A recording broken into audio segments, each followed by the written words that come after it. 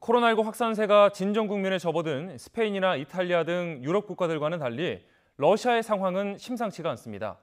하루 만에 코로나19 감염 환자가 10,000명 넘게 증가하는 등 연일 급증세를 보이고 있습니다. 이교준 기자의 보도입니다.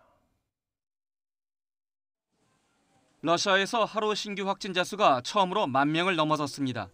전날보다 1,000명 이상 늘어나는 등 급증세가 좀처럼 꺾이지 않고 있습니다. 누적 확진자가 13만 명을 훌쩍 뛰어넘었지만 실제 감염자 수는 이보다 훨씬 더 많을 것으로 우려됩니다. 하루 20만 건 이상 검사가 이뤄지고 있는데 신규 확진자의 절반 이상이 무증상 감염자로 확인되고 있기 때문입니다.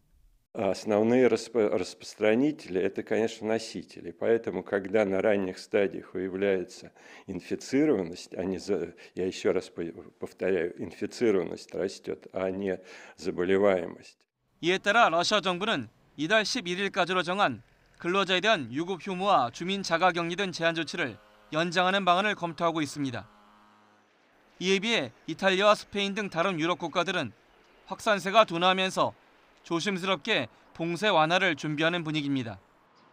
이탈리아는 신규 확진자가 나흘 연속 1,000명대를 이어가면서 상당수 기업과 공장 운영을 재개하는 등 경제 정상화에 시동을 걸고 있습니다.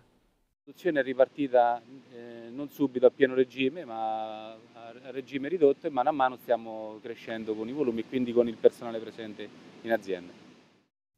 스페인은 하루 사망자가 7주 만에 최저치로 떨어지는 등 진정 국면에 접어들면서 각종 봉쇄 조치를 점진적으로 완화하고 있습니다.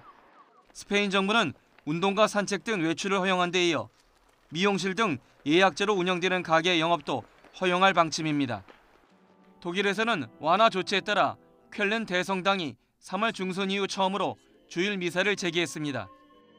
독일 일부 주가 소규모 모임과 상점 영업을 허용하는 등 잇따라 봉쇄령을 풀고 있는 가운데 연방정부와 16개 주정부는 이번 주 안에 제한 조치의 연장 여부를 논의합니다.